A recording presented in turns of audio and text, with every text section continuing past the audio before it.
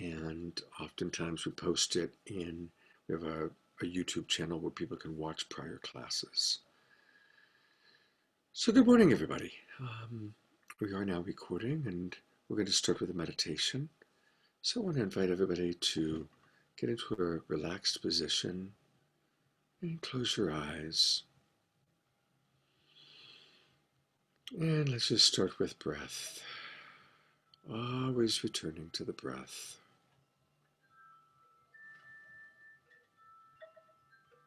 And perhaps on the exhale, letting go of any thoughts or any busy energy, multitasking. Let that go. And on the inhale, coming into your center and just feeling your body. What does your body have to say? How is your body informing you right now in this moment?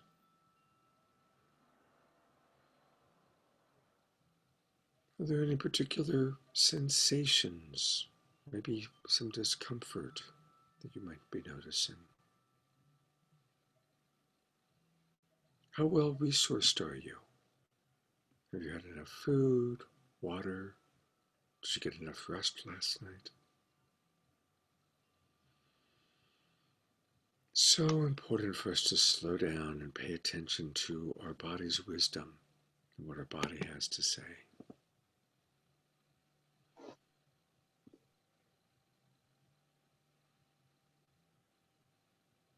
And how are you feeling emotionally? What's going on for you emotionally? Our feelings also are such an important gauge for what's going on with us.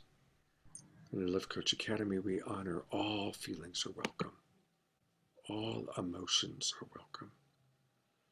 And underneath all of our emotions are our precious needs and values.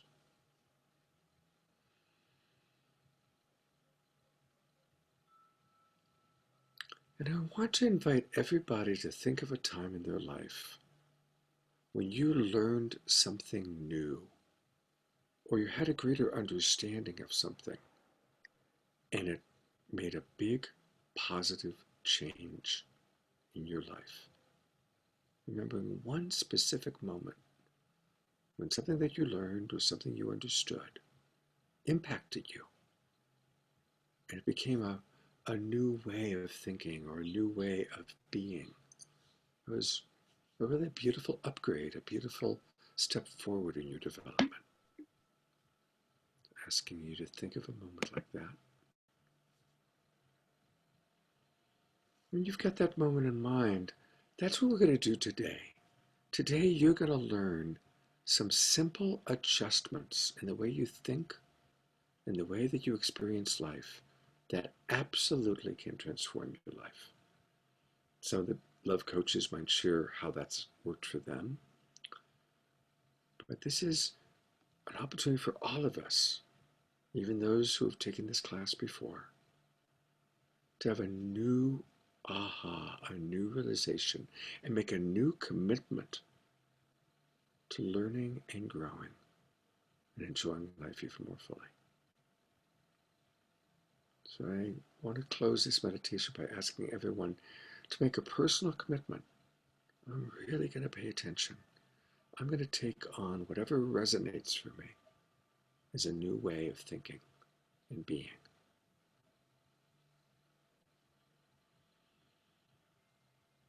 After you've made that commitment to yourself, opening your eyes, and if you wish, turning on your camera.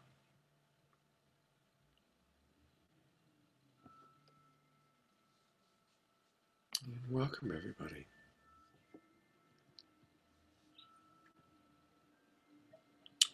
I'd love to open it up to one of our love coaches to share a memory of when they learned something that made an impact on them. And I see Candace. By the way, Candace is one of our beloved love coaches. She's recently gone blind. And Candace, I need you to unmute yourself because for some reason I can't do that for you. Most people I can unmute, and Candace said, there we go. Hi, Candace. Hi. Spotlight's on ya. Thank you. Wow, this was so perfect. I just did the morning show with Paul, and wow, did I I have like an awareness, like a real fresh like piece I learned about myself and why it's so hard for me to, or my need shame issues and my issues around needs. And now I'm blind and I have my need stuff is even bigger and I don't know how to deal with it. And I got a real clear vision and was brought back to being the baby, a baby that had two holes in their hearts, that was born to three parents all addicted to drugs and alcohol. And my needs were not met. They couldn't. And then as I grew older, I experienced, like I remember very clearly going to ask my mom for food. And because I was interrupting her and whoever she was with at that time from doing what they were doing, I got in trouble. I got beat up. It was not safe. Never mind emotions. And, you know, I've always been so emotional too. But yeah, so uh, I'm not on the other side of it yet to say, oh, and then my life was so amazing. But I so appreciate that commitment just now, like that meditation and sitting with myself and say, I'm going to make it safe for me to have needs. I'm making a commitment to myself to honor my needs and get really clear on that. And also, this is very hard for me because I don't ever want to blame my parents. And Right. so I don't want to shame her. I want to understand. So it's very hard for me to go here. This is why I think I never realized it. So I'm like, oh, I don't want to look at my mom and her stuff. Yeah. Thank you. That's in Love Coach Academy we twinkle. So thank you, Candace, for sharing that. And I'm really hearing that in the session you did with Love Coach Paul, just prior we had our 9 a.m. compassionate talk. You came into a greater awareness of wow, your needs were never met, and that you're really embracing that your needs matter, the power of your needs mattering. That's beautiful. Um, Maybe one other senior love coach to share uh, what came up in the meditation for you. Um, Anybody else? Timothy, and then Radiance. It's the classic. Can you hear me? Yeah, you're a little soft, but yes. I'll lean in. It's the classic kind of memory, and I hadn't thought of it in a long time, and it came back in 3D. So thank you, Scott. I was with the training wheels on the bike and riding up and down the street, and then my dad came out and took the training wheels off, and I knew it was going to be this day, and I was going to get to go ride with my friends without training wheels. And I remember him running alongside of me, like in the classic way a good parent does. And then the next thing I know, there was nobody next to me, and I was off and running. But the next continuation of the story was like a month later, 2 months later, something, getting a little crazy on the bikes with my friends and not really understanding that you needed to check to make sure all the bolts and everything were tight all the time. And so I remember going screaming down this crazy hill, and I don't know if we could have stopped if there was oncoming traffic, but we would just ride out into the middle of it. And before we got to the place where we turn, my front wheel came off. And I remember that second right before, like, I realized I'm just going down, and, blood everywhere and open holes in the knees and all that kind of stuff. So, um, the first one was the epiphany. The second one was clearly some level of trauma that's still there Yeah. around bicycling. But thank you for bringing that back up. Yeah, well, thank you for sharing that. That's interesting. Definitely something worthy of working on. Um, the excitement followed by the disillusionment or the fear or the hard experience. So that's definitely powerful. Thank you for sharing, Timothy. Let's all twinkle Timothy, and then we turn our attention to Radiance. Radiance, what came up for you? Hi, beauties. Um, wow, like two pieces actually really resonated. I'll make them quick though. First one was 33% of the people will love me no matter what I do. 33% won't care one way or the other, and 33% will never resonate with me, no matter what I do. And so I remember being in a place in my life where I was like, oh my gosh, but I need these people to like me. I need this, I need this. And they wouldn't, and it wouldn't matter what I did. And so that really, like, when I find my people, when I'm in my 33%, I'm like, this is so easy. There's so much grace here. There's so much full, easy yes here. And so that's really something that stayed with me on that shift, was stop fighting for the people who aren't there and just let them go. I'll just share that. Thank you. Beautiful. Thank you, Radiance. So, twinkling radiance there. Thank you. All right. I'm going to go straight into today's content because I want to go through it and then give everybody a chance to work with it. And so today we are going to be working on what I call the 12 adjustments. Now I want to say there's a 7 adjustments version, but today we're going to do actually the 12 adjustments. And this is kind of, to be honest, it's like my master thesis of what I've learned in 20 years of professionally coaching couples and families and businesses. And what I've learned, and again, if people could remember to keep themselves muted when they come in, that would be great. So somebody came in. There we go. I found her. So obviously, in all relationships, the challenges come up when there's a disagreement. But what I've learned is it's not the difference or the disagreement that's the problem. It's how we manage it. It's when we perceive we're being blamed, shamed, judged, criticized, made wrong. Because the more time you spend with anybody, whether it's a friend, a spouse, a lover, a workmate, differences are going to arise. That's inevitable. So it's how we manage those differences that we work on. And what we're going to learn today is these 12 amazingly simple adjustments in the way we think and the way that we act that completely transforms our relationships. And I love teaching this one. It's like, I really love it because a lot of the people that have taken this class in the past print out the 12 adjustments. They put it up all over their house. I know that some of you have done it. And again, some of you have done the 12 adjustments, some of you have done the 7. But it's a truly life-transforming way of understanding relationship. So I'm going to go to share screen and pull it up. Timothy, Radiance, can you see that? Great. So the words in red on the left-hand side are not just words.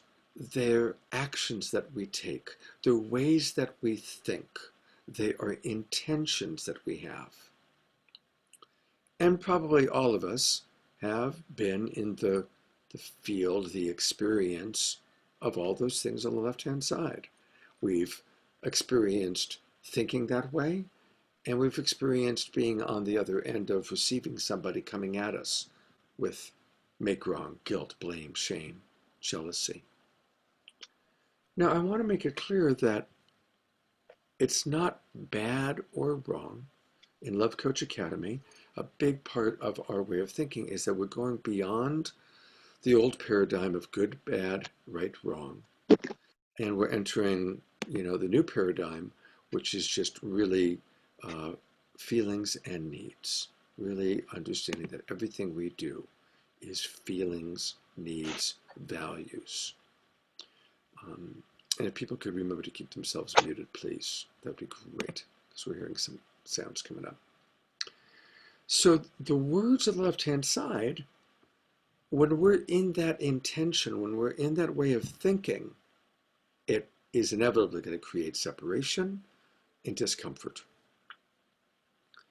Now, one of the things that was a huge aha for me that hopefully will be an aha for all of you, those words, those ways of being on the left-hand side are habits. They're habits of thinking. They're patterns of behavior. They're actually not who we truly are. Who are we? We are beings, spiritual beings, having a human experience, and our nature is to love and be loved, to love and be loved, to be cared for, and to care. That's our nature. Think about an infant before an infant gets programmed. Infants don't judge. They don't look at their mother or their father and go, whoa, radiance, red hair. I wanted a blonde mama. They don't do that, right? They don't look at dad and go, hey, dad, you're getting a belly, right? They don't do that. And they certainly don't have shame. An infant can have stuff coming out of all orifices at once and yelling and screaming and crying and keeping you awake. It has no shame at all, no guilt, until it learns shame, until it learns guilt. It's just curious. And an infant is completely in touch with its feelings. It can go from crying to laughing in an instant, right? Because it's just totally in the feeling body. And it's all about what it needs. It needs food. It needs water. It needs booby. It needs, attention. It needs sleep, right? And then its emotions correlate with whatever it's needing. If the needs are being met, happy baby. Needs aren't being met, unhappy baby. That's who we are. That's our nature. Then as we get older and we get parental and familial conditioning and we get cultural conditioning, is when we start learning to judge. We start learning the concept of right, wrong, fat, skinny, beautiful, ugly. Right? We start learning those things. And we start judging and forming our differentiations through a lens of judgment. And that's where it begins to go really toxic. I want all of you to think of a time in your life when you met somebody and you fell in love. And oh my God, it was incredible. You're looking into their eyes, they're seeing you, and you just see beauty, and they just see beauty. And oh my God, it felt so good. People with cameras on, who's had that experience? Okay, I think most of us. Now, who's had the experience that someone you fell in love with, at some point, months later, years later, you couldn't stand to look at them? Who's had that experience? Pretty horrible, huh? So what happened? What happened? What happened is when we first saw that person and they saw us, we didn't have any filters of judgment. We saw the beauty of the being. And all beings are beautiful. All beings are beautiful. All beings are emanations of the one eternal beloved, whatever you want to call that, God, life, the universe. We're all beautiful. But as time went by and you were in relationship with that person, every time you perceived that they were judging you or criticizing you or blaming you or making you wrong, your reptile brain took over. And you started storing memories. She's judging me. He's making me wrong. She thinks I'm bad or stupid, right? And what happens is our brain stores memory of painful encounters at 5 to 30 times greater than memory of pleasurable encounters. I want you to think about that. Our brain is constantly storing the memory of painful encounters way over pleasure. As a result, every time we perceive judgment, criticism, that person becomes an enemy to be feared. They go from being our dear friend, our lover, our wife, the mother or father of our children, into an enemy to be feared. And that all came from those times that we experienced what's happening on that left side. They judged us. They blamed us. We felt jealousy. Our reactive mind took over. So That's how we go from loving somebody to fearing them. Hello? So I'm going to ask whoever just came in to maybe, we've got a pretty full house today, so whoever came in, if you could mute Hello? yourself, that would be great. Um, so I want to open it up to maybe one of our love coaches to share this piece about your understanding of how we can go from loving someone to fearing them. Your understanding of what we've talked about so far. For one of our love coaches to kind of comment on that or share about that. Camila, who's showing up as Tori Love today. I think I changed it. Oh, did it go back? Okay, I'll have to change it again. Hello, Okay. everyone. I have a great example for that from my personal relationship. There was one evening that I would consider our worst argument. And I was scared for my physical safety. I felt myself trembling. I felt myself literally shaking in my boots, like unable to get out of my reptile brain, basically, right? Just pure survival. And I was so fearing for my physical safety that I left our home and I went and spent the night at a friend's home. And when I was debriefing with my partner the next day, there was zero thought and zero likelihood and zero desire and zero intention in her to physically harm me in any way. Like it just wasn't anywhere in her paradigm. And I was completely overtaken by that fear. And it was just amazing to me to get like, wow, I was completely making it up, like completely making it up. And that to me is the difference between our reptile brain and our prefrontal cortex. Beautifully stated. Let's all twinkle Camila, Thank you. whose lover is beloved is Tori. So thank you, Camila, and thank you for sharing that. Adrian, one of our senior love coaches. Yeah, hearing Camila talk about that just reminded me of my understanding of the way the brain has developed. And it's inspired me just to give us, give us all some empathy. Like even though we've cultivated this frontal lobe, we've cultivated this capacity to be empathetic and have this observer brain, which is like such a amazing thing, quality that we have as human beings, we still fundamentally at the base of our operating system have evolved to survive. You know, it's showing more clearly through neuroscience that like the description you gave, Scott, or the example you gave, that we store memory 5 to 30 times more than positive memories because we still are oriented to survive.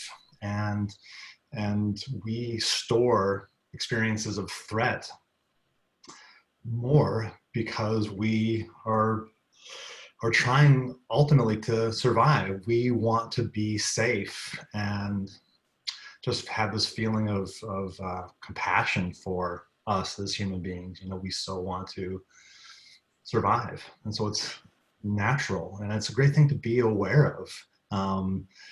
That really helped me when you first said that some time ago, Scott.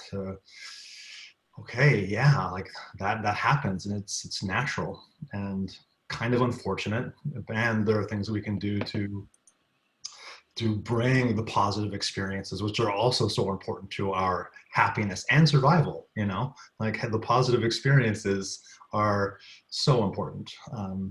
But yeah, just kind of help us dose of self-empathy. Like, yes, I've evolved to store things. Beautifully stated. Thank you, Adrian. Thank you, thank you, thank you. So, are there any questions about what we've spoken about so far? Radiance. I don't have a question. I did have a quick example again of neuroscience. Can I give that really quickly? Yeah, that'd be great. That'd be great. The idea is that when your brain patterns are first forming, the reason why those stay into your brain a longer period of time is if you place your hand on the stove, you don't have to go back to the stove every single day to recognize that the stove was hot. So that's why it stores in your brain. And then there's other neural pathways that get formed on how to remember to turn the stove off and let it cool before you put your hand on the stove. So that's an example of the things that get stored in your brain and why they get stored there for an extensive period of time. So you don't have to keep on repeating that. And that's what your brain is trying to do in keeping you safe in these relationships. It's like, remember, remember, remember, remember. So yeah. Great example. Thank you, Yeah, Radiance. thanks for the Thank you. clarification. Thank you. So we've established that it's all about the brain, and the brain is trying to protect us and keep us in survival. And we've also established that so many of those ways of being are habits. They're habits that become patterns of behavior. And just one important part of Love Coach Academy is we always remind people, any problem you have with another person, it's not with who they are as a being. It's with a habit or a choice or a behavior that they make.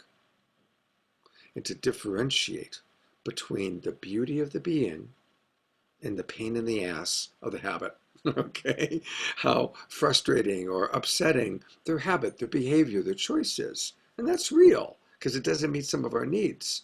But who they are as a being is always precious and beautiful. And we want to remember that. It's really, really important. It's a fundamental part of Love Coach Academy thinking. So it's habits that mess us up. And in order to manage ourselves, what we need to do is change our habits. So I'm looking at all of you. I've got you on gallery view. Who's changed a habit in their life?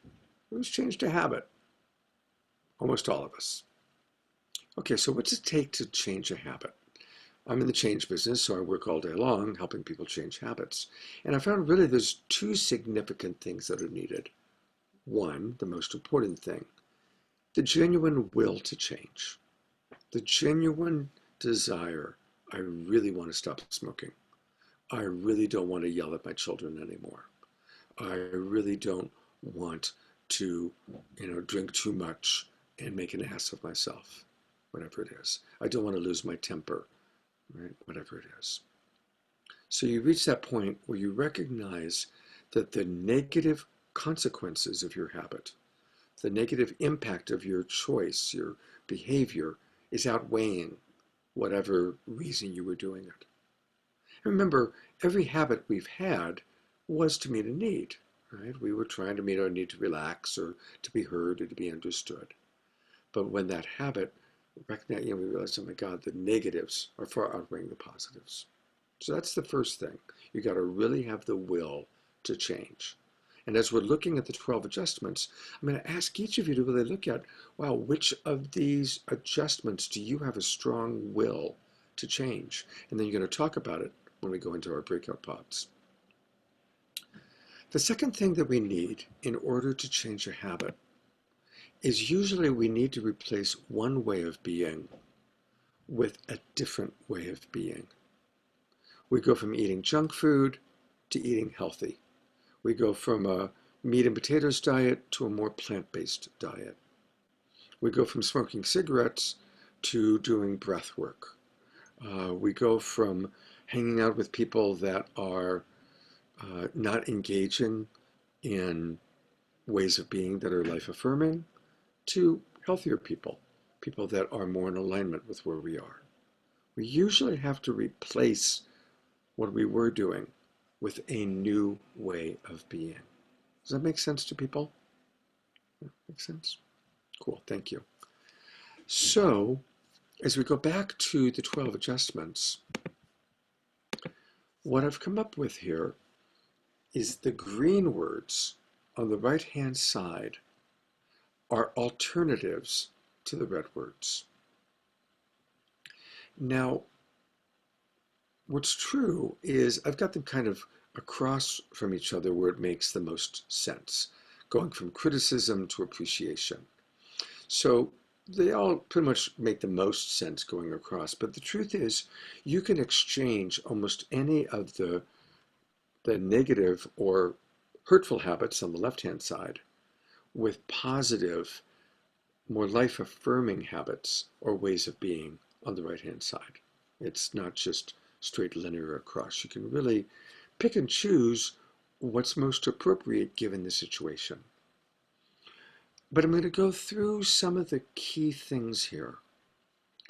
So let's start with resistance to willingness. And I'm going to acknowledge that I actually originally started with 4 adjustments a long time ago. And my wife heard me teaching them a lot. This was when my wife was still alive.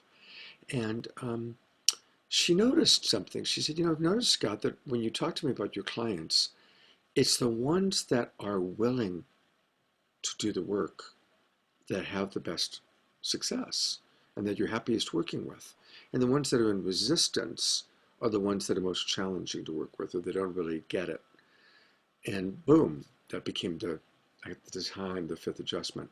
But I made it now the very first adjustment, going from resistance to willingness. Now, again, this is not a good, bad, right, wrong, but I'm encouraging all of you, as you work with this, notice when you want to change something, even as you're looking at these habits, be present to your resistance. What's the resistance? The resistance isn't bad. It's not wrong. It's a part of you. It might be your ego. The resistance might be, well, that's the way I've always done it.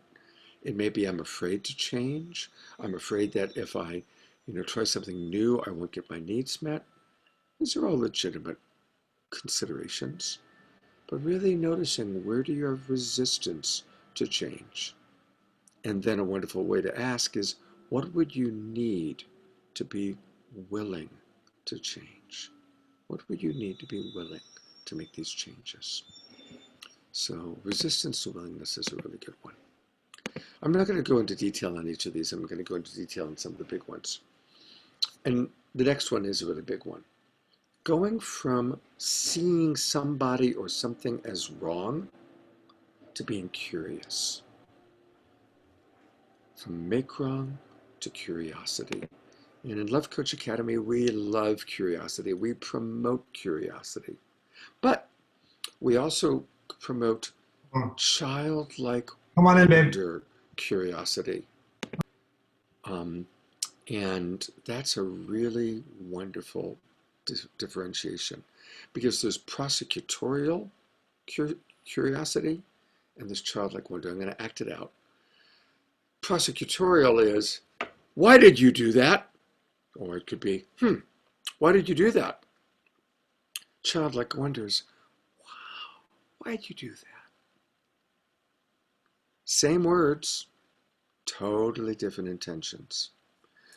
Because we can pretend that we're being curious, but we're really in make wrong. Why'd you do that? That's not curious. I'm collecting evidence to prove what an idiot you are. Okay? And we do that. So really understanding that childlike wonder, that childlike curiosity, so, so important. So going from make wrong to curiosity. Daniel, I think I saw you raise your hand. Yeah. There's a difference in the tone of why did you do that? Or why did you do that? But I find it's really challenging. Just the word why itself can be triggering to me or to people I'm talking to, because that easily a tone can be, was there a tone in there? But just instead, maybe like, what need were you trying to get met when you did that? Or what was going on for you? Seems to work better for me. Beautiful, thank you. That's all Twinkle Daniel, because that's really, really a beautiful example. Thank you. Yeah, and there it is. It's like finding what's the right words, what's the right tone, what's going to create invitation to connect as opposed to separation. And for those who are writing things down, invitation to connect is what we want to learn how to do, right? All those left-hand side red words, they aren't invitations to connect.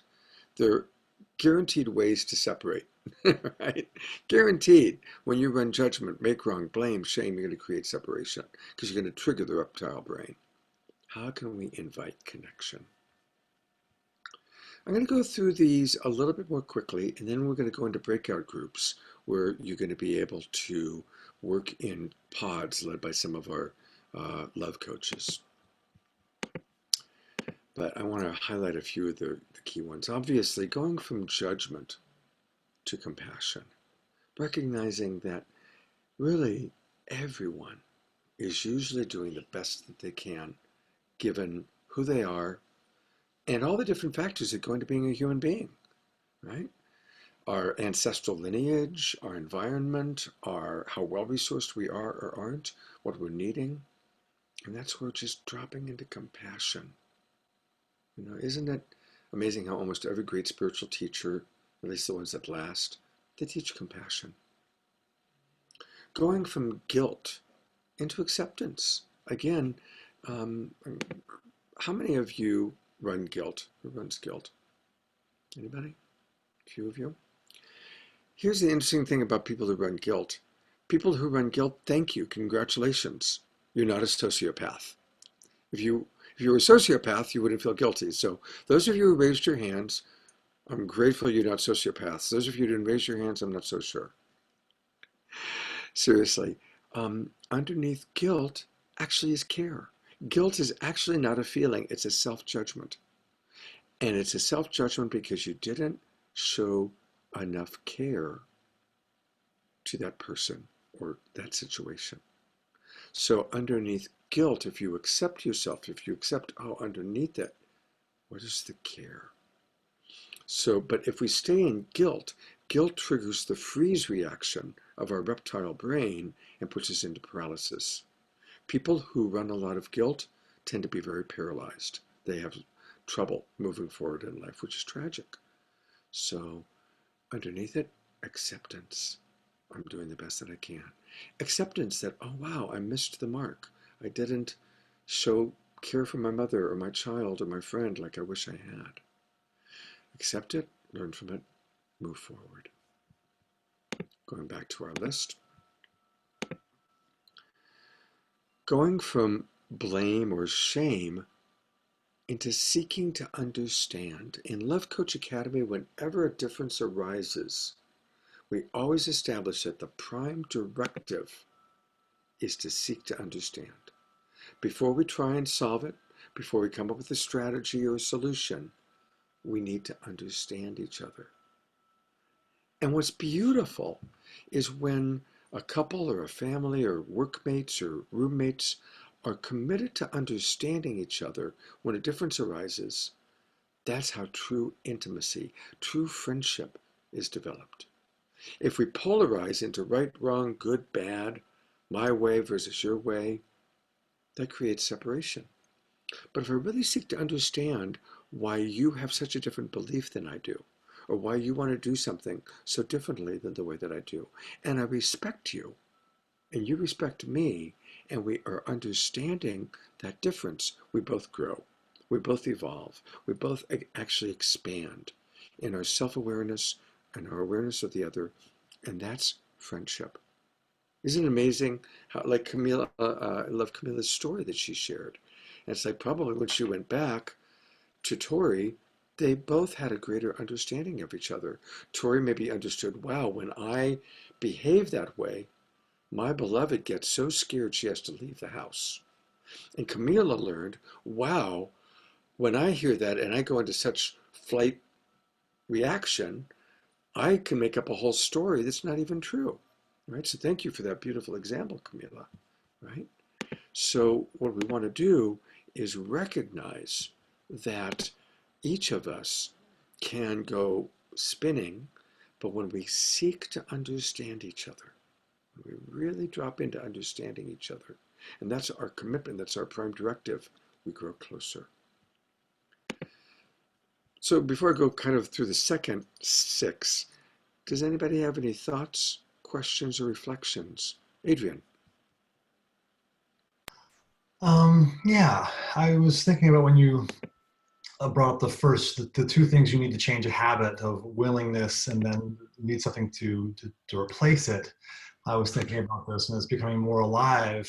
Is that another really important thing we need to change a habit is awareness, because some of these things are habits that we have, and they're subtle, and they're happening. We don't even know we're doing it.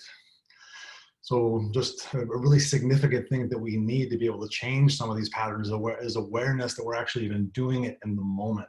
And that's why it's so clear that compassionate communication is more than just tools and techniques. It's a spiritual practice. Because first we need to have the capacity to go, oh, I'm in Macron right now. I'm in shame right now. What do I want to do differently? And again, compassion and empathy for ourselves, that is a lifelong journey, cultivating that capacity to be aware of, oh, I am doing something. Well, what do I want to do? So awareness is like so important, and also it's sometimes really challenging to be aware that we're doing something that we don't want to be doing. Yeah. Beautiful. Beautiful. It's all twinkle, Adrian. And yes, especially for some of you that are new, and I see some new friends joined us today. Compassionate communication is a non-denominational spiritual practice. It's not, we don't promote a religion or a dogma, but we do promote compassion, acceptance, seeking to understand each other. Thank you for that, Adrian. Any other, Anaprabha?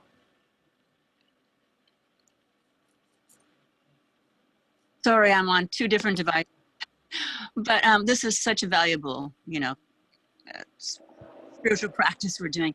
The piece around shame and reassurance is huge, because when you're dropping in shame, it's such a dark place and it's such a contracting space. It's such a small space, and you sort of want to go into invisibility. And in my experience now, working with the 12 adjustments, and also often hearing you saying, I need some reassurance, and just getting in touch with, the need shaming, how needs are shamed. And so my experience of being able to ask for reassurance has been a huge game changer. Even though that's still very challenging for me, in fact. But just that reassurance and feeling the reassurance and saying, I need some reassurance here. Can you feel me, and how, when I'm asking for, how are you feeling about our relationship right now? I need some reassurance.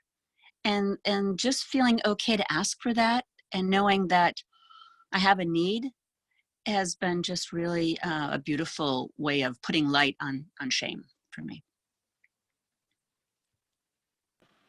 Beautiful. Thank you so much. It's all twinkle, Anaprabha. That's beautifully stated. Thank you. Any other thoughts, questions, reflections? Deborah Haviland.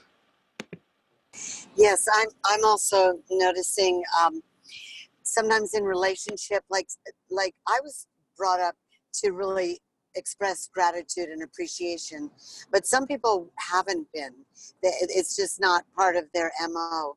So I've noticed in relationship, it's okay to say, I could really use some appreciation right now. Could we share appreciations with each other? And that's really helped with my traveling partner. I mean, just going across the country and sharing, what did we love today? What was great? What was positive? What are you enjoying? Let's appreciate each other. That really brings in a willingness to notice all the positives that are happening.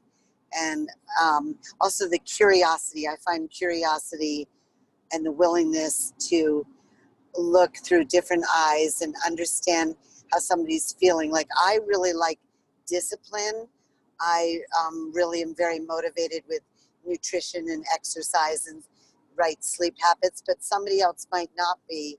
So being curious, oh, they're just needing time out. They just need to relax and do nothing. I accept that. Let them just be themselves. Yeah. Beautiful. Thank you. Thank you, Deborah. And what part of the country are you in as you're driving? Yeah, approaching Hot Springs Village, Arkansas. Arkansas. And suddenly it's all becoming green.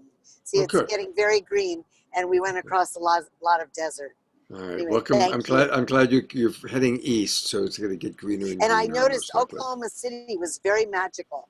Last night we saw horses and carriages all lit up with magical lights and people really having a lot of fun. It's very opened up. So that was very encouraging. Beautiful.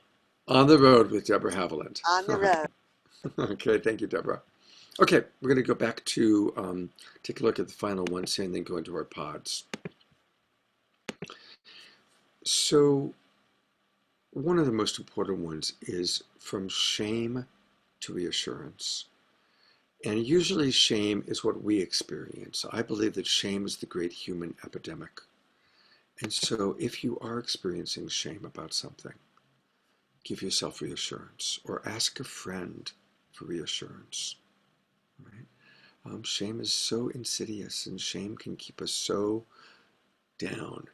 So again, noticing when you're in shame, and certainly please never shame somebody. I think one of the most horrible words I've ever heard is shame on you. It's a really, really, it's a terrible curse. So let's never shame someone and let's not shame ourselves, but instead provide reassurance. And think about, let's just imagine if a little kid who doesn't want to wet his pants anymore, but he does, what's a good mom going to do? She's not going to shame him. She could scar him for life, shaming him for peeing in his pants. She's going to give him reassurance. It's okay. You're a big boy. You're getting older. It's okay, right? Reassurance is the crucial alternative to shame. Because you know what? We're all little kids and we all sometimes pee our pants one way or the other, right? Maybe not necessarily that specific action, but we all make mistakes. We all have goofs. We all have errors. And when we go into shame, we need reassurance. All right, going back. From criticism to appreciation, there's no such thing as constructive criticism. The moment you start to criticize somebody or you are criticized, your brain contracts. You go into the reptile brain, you go into defensive posture, and you're not available to listen. But when we receive appreciation, oh my gosh, all of our little receptor cells get all happy. When we receive appreciation, we open, our mind opens. Whereas when we get criticism, we contract. So learning to appreciate instead of criticize. Maybe a little bit later, we'll hear from Jay Mayer of Light Touch. Jay's with us. And Love Coach Academy is bringing more light touch. And that's a big part of light touch is appreciating ourselves. Daniel, did I see you raise your hand? Yeah. So, I went to art school and we had a critique every week. And it was often very difficult for people until we got to a place where we realized that the critique was about what we were doing and not about us personally. I think oftentimes a critique can be taken as I'm bad or I'm doing something or I'm not capable. There's something wrong with me. When I think it's very important to discern between being critiqued for what we say and what we do versus who we are. Thank you so much for that differentiation. Absolutely. Again, our problem is with an action, or if there's criticism, it's of an action, not of who we are. And I personally, as a teacher, don't even want to critique people. I don't think critique is, I think that you can make suggestions of what would it be like to do it this way. Just really, and that's because I'm very committed to leaving the right, wrong paradigm. All right, I'm going to quickly go through these next ones. So going from comparison and jealousy into celebration or compersion. Compersion is where we take joy in somebody else's happiness. And of course, we usually feel jealous because we're going into comparison. Comparison that we're not getting our needs met, we're not getting the juice, we're not getting what we want, we're not getting what the other person is getting. Comparison and jealousy is rooted in fear. Celebration and compersion is rooted in our heart. Going from the reactive mind to the vulnerable heart. That's what almost every Love Coach Academy tool, class helps us to do. Recognizing when we are in that reactive judgmental mind, and when we drop into compassion, when we drop into acceptance, when we seek to understand, that brings us into our open heart. When we're in our reactive mind, we're not very happy and we certainly aren't creating quality connection. But when we're in our open heart, life is so much more enjoyable. So much more enjoyable. So again, that's what we're learning how to do. From grasping, being attached, to being receptive and having an open mind. You know, in a sense, is kind of as curiosity again. But think about it, when people come at you and they're grasping, I need attention, I need this, I need that. And we honor needs. But when we grasp to get our needs met, we become repulsive. People pull away. We want to be open. We want to be receptive. We want to be available to receive the love of God, which comes in the form of gifts from Mother Earth, gifts from our friends, right? We want to be open and receptive and not grasping or attached. And often we become attached. I see this a lot when I'm working with couples. And let's say one of them will actually offer empathy to the other, and it's beautiful empathy, but it's not the exact words that the other one wanted to hear, right? And so instead of receiving the empathy and the gift, it's like, no, you don't get it. What I really need you to do is, we're too attached to, you have to say the exact words the exact way and walk backwards through the snow 16 miles to prove that you love me, right? It's like we get into that place where we become so attached to, you've got to do this in order for me to trust that you love me, or in order for me to forgive you, or in order to fill in the blank. And that grasping attached thing does not create quality relationships or connection. Okay. Open, receptive. Wow. Thank you for that. Thank you for that. Being appreciative of what is there. Mimi, I just was about to go to the, so I'm going to go back to you. Yeah, radiance. I just wanted to share a fun exercise, which is the script for people who are learning to practice like being seen in the way that they want to be seen, because sometimes there's not that dynamic in relationships. So a fun practice is writing out a script of what you'd like your partner to say, if they're willing to do it, and make it as fun and lighthearted as possible, like really silly, like, oh my gosh, you're the world's greatest artist, even though like you did a shit job on 1, 2, 3, 4. But just to practice being seen in those areas and having fun with scripts, because sometimes people have different languages, and like my partner may not realize that for me, I don't want a physical gift. I want, you know, like the 5 love languages. So it's a new way to introduce that conversation in a really fun, lighthearted way, if your partner is just completely off from where you are in alignment for love languages. Fabulous idea. Fabulous idea. It's all twinkle radiance. Good job. Thank you. All right, I think we're down to the last one, if I recall. And that would be, or 2 more.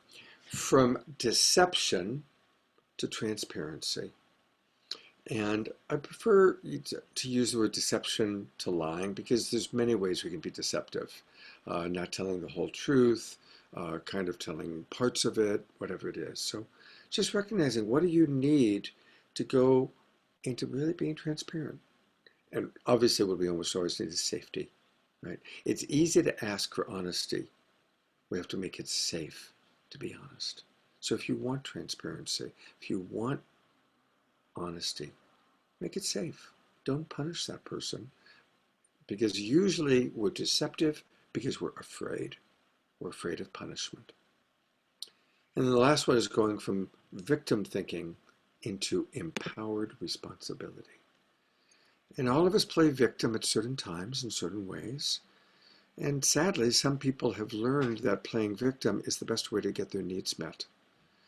And that's, it's a mindset, it's a concept. But what we really want to do is learn how to really take empowered responsibility for our life. That's a big part of the Love Coach Academy, and a big part of what we work on in all of our online classes. So I'm so pleased. My goal was to get through the first half by 11 o'clock Pacific time, and we did it. Yay! I'm celebrating myself. So congratulations. You're all about to go into breakout groups of approximately 4 people per group.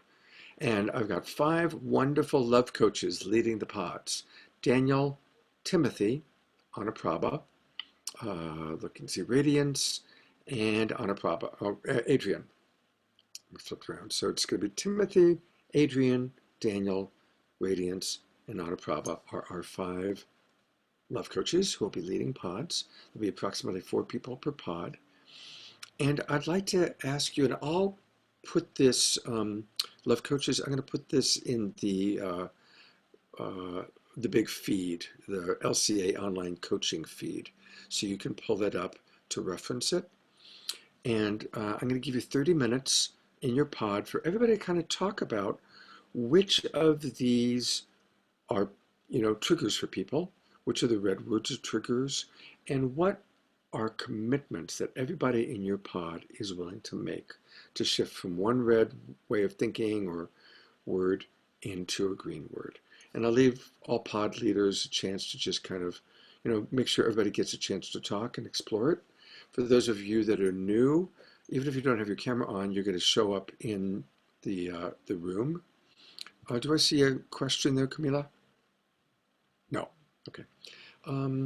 So if anybody gets stuck, let me know and I'll come into your room to help out. So I am now opening the breakout rooms, and that means everybody needs to click join room. Somewhere on your screen, you're going to see join room. Please click that. How long do we have, Scott? 30 minutes Okay. until, yeah, exactly 30 minutes. Thank you. And then we'll all come back and share. And a couple of you still need to click join room. You all did it. Yay. And I'm going to pause. So for those of you watching the video, I want to go back one more time to review the 12 adjustments. And as you look at these, I invite you to consider which of these adjustments are you willing to make? Which of the words on the left-hand side really get in the way of your relationships, get in the way of you enjoying life to the fullest?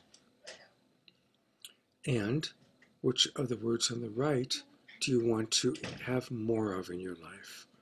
More compassion or curiosity or understanding? So perhaps pause this, look at it, maybe even write about it. And I always appreciate when people, even if it's a year or two after the class, say, I was watching your video on YouTube, or I was watching your video that made its way to me somehow, and I'm really going to commit to replacing shame with reassurance or judgment with compassion. Whatever it may be, let me know. I'm the only Scott Catamas on the planet, so you can easily find me on Facebook Messenger or right through the Love Coach Academy. And thank you very much for joining us. And I certainly hope that you will really keep the 12 adjustments and work with them. I'm Scott Catamas, and thank you for watching. And thank you for learning.